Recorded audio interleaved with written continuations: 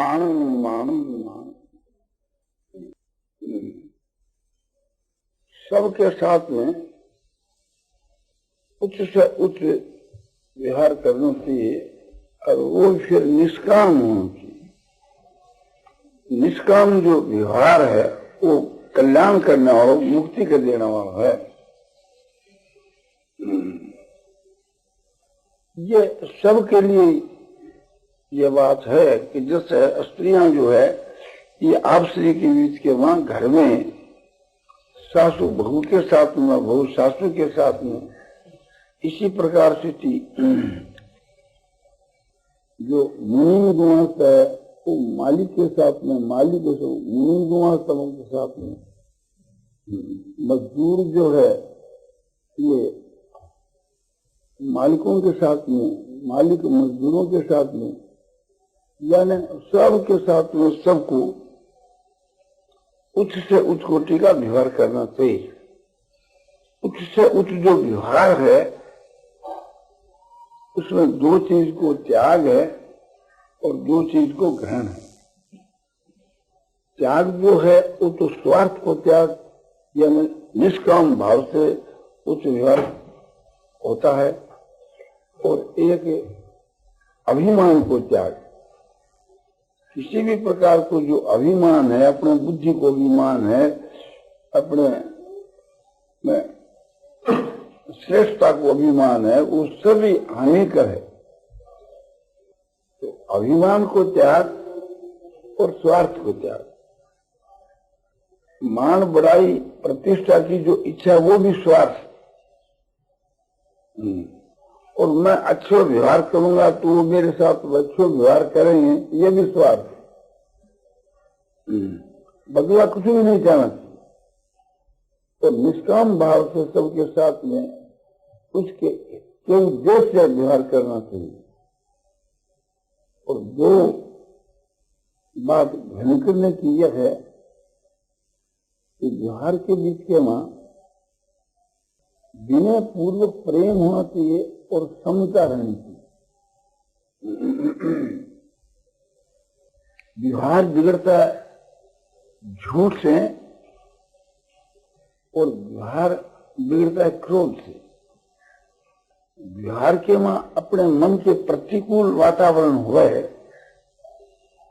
उसको भगवान का विधान मानना चाहिए और हंसते रहना चाहिए अपने मन में। ये समझना चाहिए कि भगवान ये तुम्हारी परीक्षा लेने के वास्ते, तुम्हारे को ठोस बढ़ाने के वास्ते ही ये परिस्थिति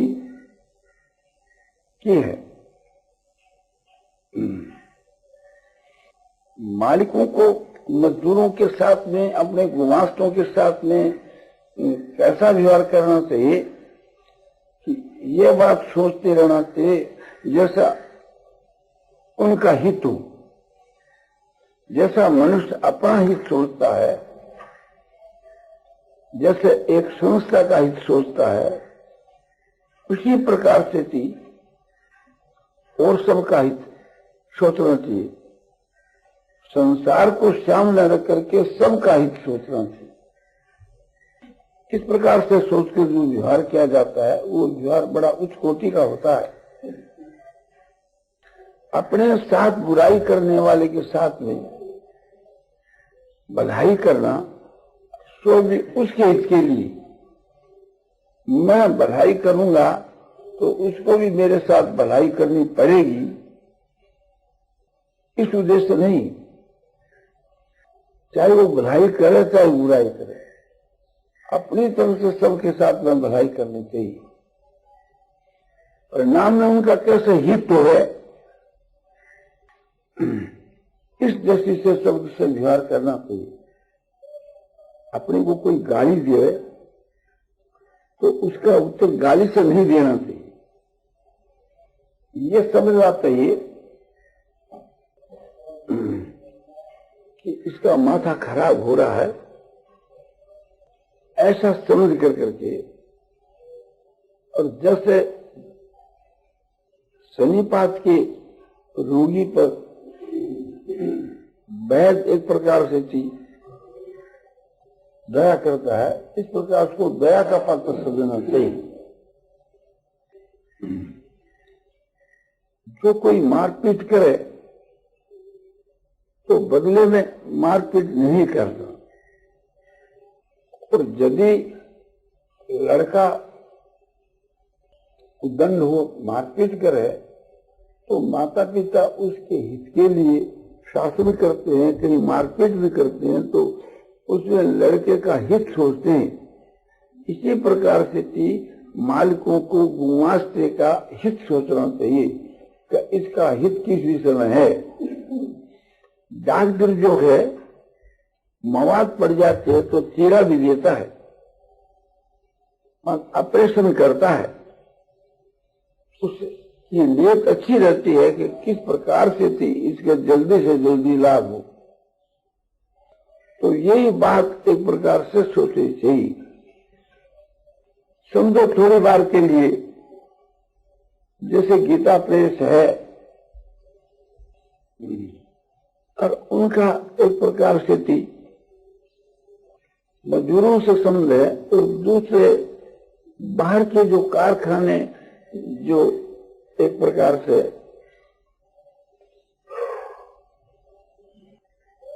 उनके साथ डायरेक्ट संबंध नहीं है, ठेकेदारों से संबंध है। तो ठेकेदारों को उनके साथ फिर भी ये सोचना चाहिए कि किसी भी प्रकार से कारखाने बंद हो जाए तो उसके लिए तो कभी भय नहीं करना चाहिए। तो कल बंद होने वाले हो तो आज ही हो जाए। मन में इस बात का विचार करना चाहिए कि बहुत से गरीब आदमी बेकार हो जाएंगे और वो भूख मरेंगे, वे भी सब अपने भाई हैं, तो उनका हित किस तरह से होगी तो वही बात जो होने वाली है। और वो पहले से भगवान के ज्ञान में निष्ठा है, उसका कोई उलट कर नहीं सकता। फिर अपनी तरफ से उच्च व्यवहार करना चाहिए। और जैसे किसी दुखी आदमी के ऊपर उसको दया का पात्र मान के उसके साथ में व्यवहार किया जाता है, ऐसा व्यवहार सबके साथ में करना। हर एक प्रकार से उनका किस में हित है ये सोचना चाहिए। संस्था के लिए कारखाना उठाना अच्छा समझा जाए तो उठाना चाहिए, साथ साथ में उनका भी हित सोचना चाहिए कि संस्था को कोई नुकसान नहीं किंतु उनको नुकसान न हुए, ऐसी भी बात ख्याल में रखनी चाहिए। और इसको ज्यादा ध्यान में रखना चाहिए कि जिससे गरीब आदमियों का नुकसान न हुए, ऐसा ख्याल रखना। सब हमारे भाई हैं, जैसे हमारा निकटवर्ती कुटुंबी आदमी हो, इसी प्रकार उनको समझना चाहिए। अपने घर के आदमी भी तो कोई समय के बीच में भूल से खराब व्यवहार कर बैठते हैं तो उसको निकाल थोड़ा दिया जाता है। हर प्रकार से उनका हित तो ऐसी चेष्टा की जाती है, जो समझदार होते हैं ऐसी चेष्टा करते हैं। तो हम लोगों का कर्तव्य गीता प्रेस जैसा हम लोग हित सोचते हैं उससे अधिक हित उनका सोचना चाहिए। गीता प्रेस तो भगवान की प्रेस है, वो तो खुद अपने आप ही संभालता है। हम तो भगवान के सब गुमास्ते हैं। भगवान की जैसे मर्जी हो ऐसा करना चाहिए। तो भगवान हम लोगों के हृदय में स्थित होकर के प्रेरणा करते ही रहते हैं। उनसे करी हुई जो प्रेरणा वो हमारे लिए परम हितकर है। उसमें अपना व्यक्तिपन का कोई स्वार्थ नहीं होना चाहिए। कोई प्रकार का मन के बीच के वहां अभिमान करके कोई कार्य नहीं करना चाहिए। अपना जो प्रभाव है उसका कभी दुरुपयोग नहीं करना चाहिए। अपनी शक्ति का, अपने प्रभाव का, अपनी शक्ति और अपने में जो यत्किंचित प्रभाव है वो भगवान का दिया हुआ है और संसार के हित के लिए दिया है, किसी के अहित के लिए नहीं, किसी को कष्ट पहुंचाने के लिए नहीं। अपने पास में जो बुद्धि है, भगवान ने जो बुद्धि दी है, विवेक दिया है, ज्ञान दिया है, रुपया दिया है या शक्ति दी है, वो सब चीज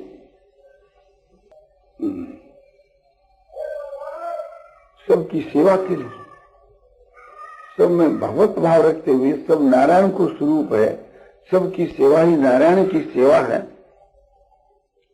ऐसा समझ करके कि सबसे उच्च कोटि का व्यवहार करना चाहिए और भीतर में हंसते रहना चाहिए, बाहर में हंसी प्रकट नहीं करती। हंसना इस बात का है कि भगवान की ये सब लीला है, समय समय के ऊपर भगवान अनेक प्रकार की लीला दिखाते हैं।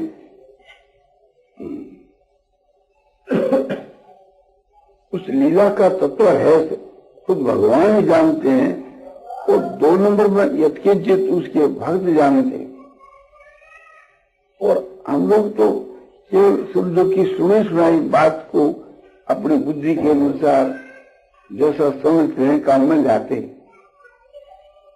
कहीं अपने में बुद्धि का अभिमान नहीं करना, कहीं अपने में पद का अभिमान नहीं करना, अपने श्रेष्ठ बर्ताव का कभी अभिमान नहीं करना।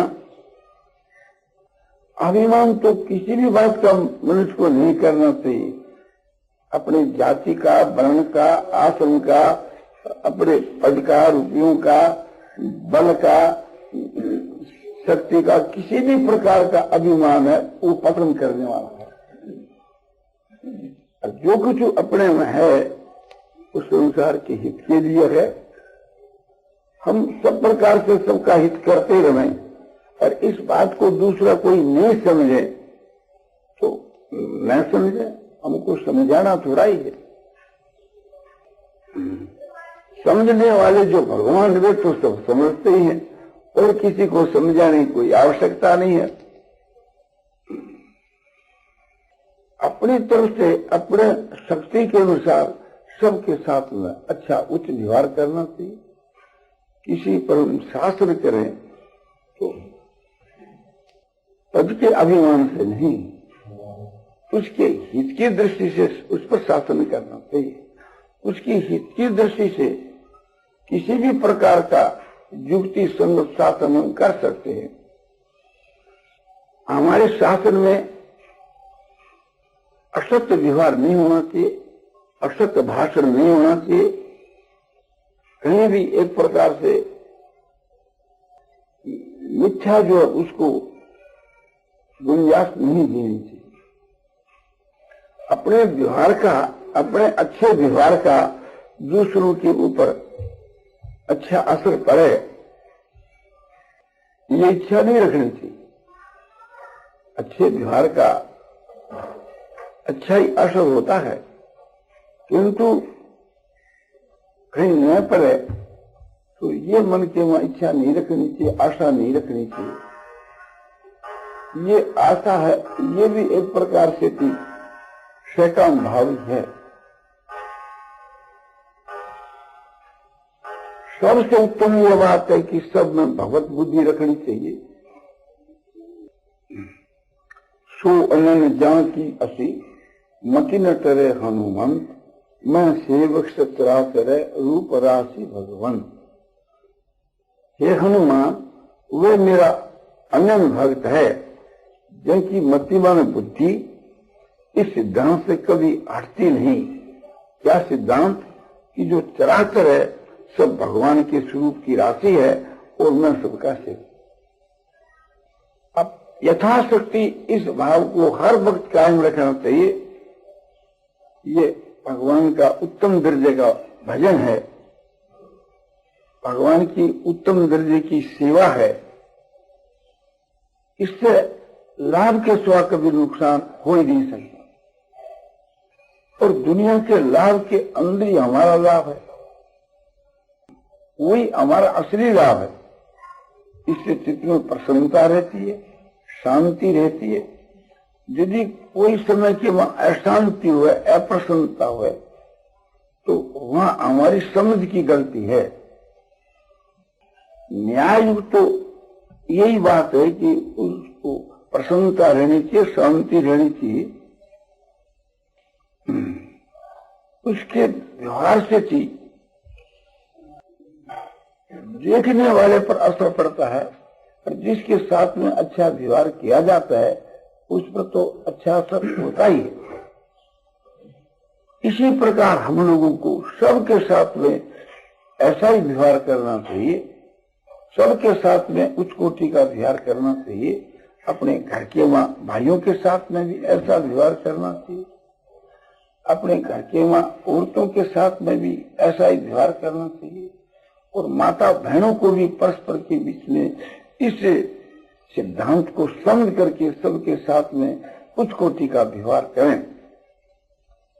जो छोटे कायदे की भूलेटी चाली का, उसके विषय में ये विचार करना चाहिए, ये अपने माता पिता को छोड़ करके तुम्हारी शरण आई है, तुम्हारे आश्रय पर है, तो इसके साथ में अपनी पुत्री से भी बढ़ करके इसके साथ में व्यवहार करना चाहिए। कहीं ऐसा हो जाए कि पुत्री का और बहू का विवाद हो जाए, तो न्याय युग जो पक्ष हो तो अपने बहू की लेनी चाहिए, और पुत्री की पक्ष न्याय युग तो तुम्हारा मौन हो जाना चाहिए। और बहू को यह समझना चाहिए कि मेरी यह धर्म की मां है, सास, तो ये जो कुछ कहती है हमारे हित के लिए कहती है। उसके व्यवहार में अपना अहित तो कभी समझना ही नहीं चाहिए। और मुझसे ये मेरी सास सेवा कराना स्वीकार कर ले तो ये मेरे सौभाग्य की बात है, मेरे सौभाग्य की बात है। ये जो बड़े हैं इनकी मेरे पर दया है वो तो है ही, और यह विशेष दया है जो मेरी सेवा को स्वीकार कर। मैं तो इनके शरीर की सेवा कर रही हूँ, और ये मेरा आत्म उद्धार के लिए चेष्टा कर रही हूँ। क्यों इनकी मैं यदि निष्काम भाव से सेवा करूंगी तो उसका फल होगा कि मेरी आत्मा का उद्धार होगा। तो ये मेरी आत्मा के उद्धार करने वाले हुए, और मैं केवल इनके शरीर की सेवा करने वाली हुई। तो इनका मेरे पर विशेष उपकार है। मेरे पति से जो मेरा हित होता है वो भी इनकी कृपा से होता है। मेरे पति के जन्मदाता तो यही है कि जिससे मुझको सुख मिलता है, लौकिक सुख भी मिलता है पति से, और पारलौकिक सुख भी मिलता है।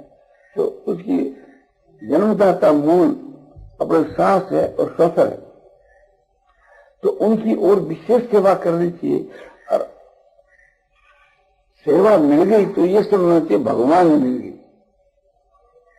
इसी प्रकार से थी सब भाइयों को अपने भाइयों के साथ में इसी भाव को रख करके उनकी सेवा करनी चाहिए।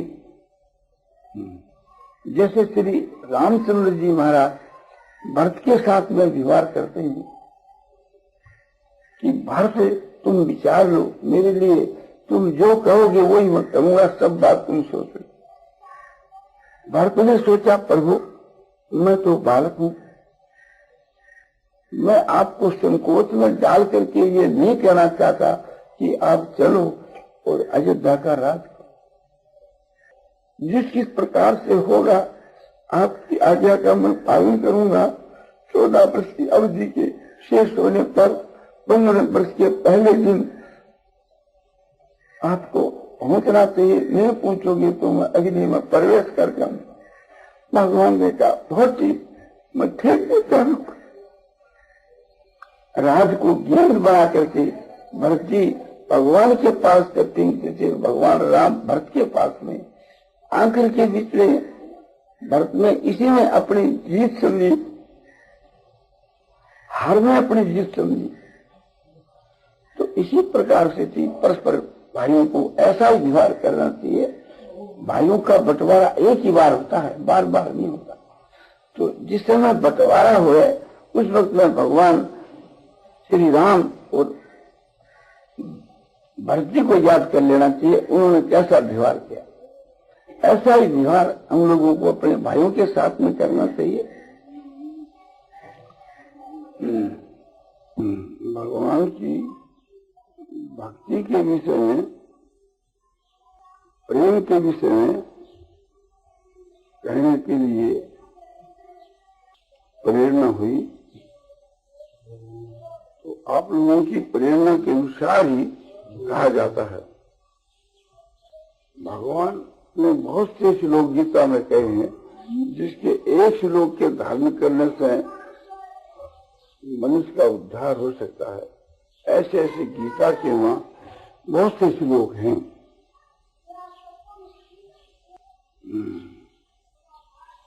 जैसे गीता की 10वें अध्याय के वहां 9 के और 10 के श्लोक में जो बात बतलाई है वो वैसी है।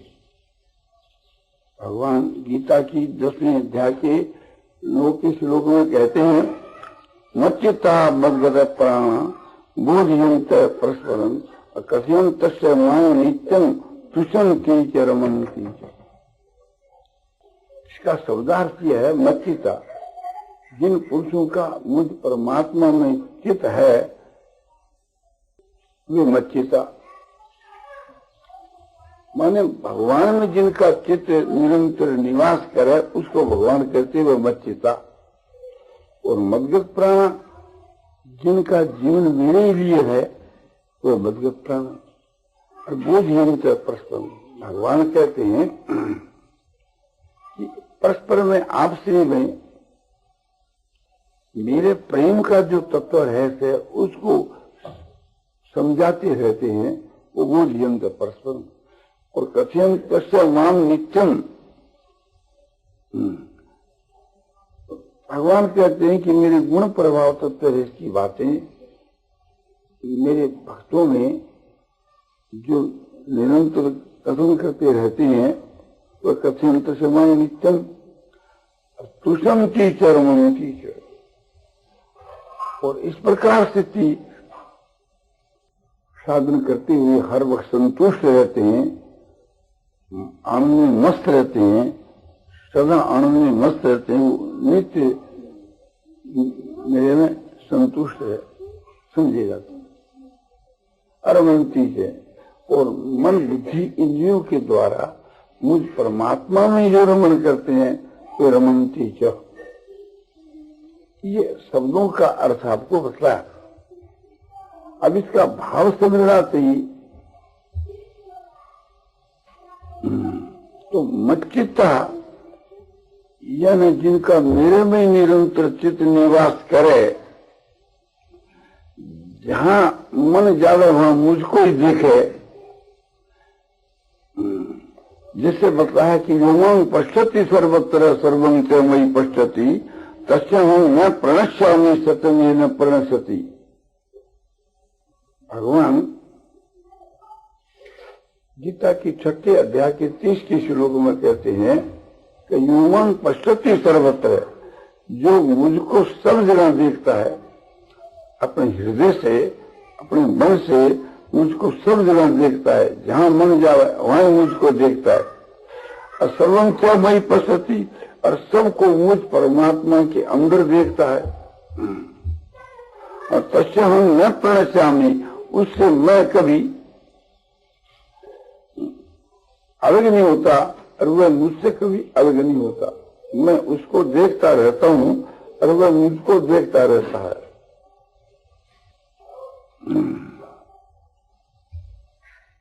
उदाहरण के लिए जैसे बहुत से बादल है, उन बादलों के अंदर आकाश व्यापक है और सारे बादलों का समूह आकाश के एक अंश में है। तो बादलों में आकाश को देखना, आकाश में बादलों को देखना, ये निराकार प्रकृति हिसाब से आपको बताया। और साकार प्रकृति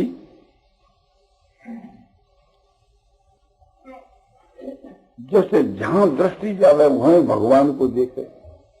जैसे गोपियां जो है भगवान श्री कृष्ण को सब जगह देखा करती थी, पत्ते पत्ते से भगवान को देखा करती थी। मानो सारा संसार उनके लिए आरसी बन गया था, दर्पण बन गया था। जैसे मनुष्य दर्पण में अपना मुख देखे, ऐसे भगवान को सब जगह देखा करती थी।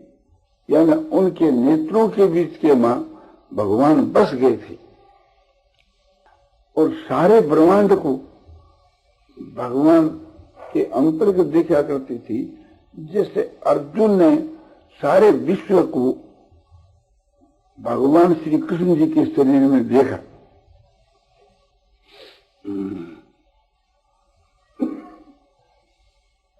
दूसरी बात बताई जाती है कि जैसे अज्ञानी आदमी को बाहर से भीतर से संसार ही हर वक्त दिखती है, बाहर में देखता तो संसार, और नेत्र बंद करके भीतर में मन से देखता है तो संसार। इस प्रकार भक्ति जो है वो सब जगह के मन संसार को नहीं देख करके भगवान को देखता है। बाहर में भी भगवान, भीतर में भी भगवान। जैसे वही अंतर से भूतानाम असरंतर वेवस। गीता की 13 अध्याय के 15 के श्लोक के पूर्वार्ध में कहा, ये निराकार पर कि जो मनुष्य एक प्रकार से सारे भूत प्राणियों को या सारे भूत प्राणियों में उस ब्रह्म को देखता है, परमात्मा को, और परमात्मा में सारे भूत प्राणियों को देखता है, अथवा सारे भूत प्राणियों के बाहर में भी परमात्मा को और भीतर में भी परमात्मा को देखता है, और सब भूत प्राणी भी परमात्मा को स्वरूप है ऐसा अनुभव करता है। ये निराकार फर्क आपको बतलाया, किंतु साकार फर्क के हिसाब से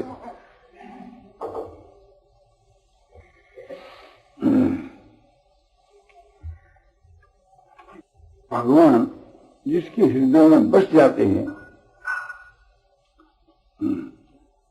उनको हर वक्त भगवान दिखते रहते हैं। भगवान मानो हमारे आंगन के मन घूम रहे हैं, हम मन से देख रहे हैं। भगवान को अपने साथ ही हर वक्त देखे, चलते उड़ते बैठते सोते खाते पीते, मन से देखे। सुबह तो सोने के समय में भगवान को याद करते करते ही शयन करे। चलने के समय में मानो भगवान हमारे साथ ही चल रहे हैं। बैठने के समय में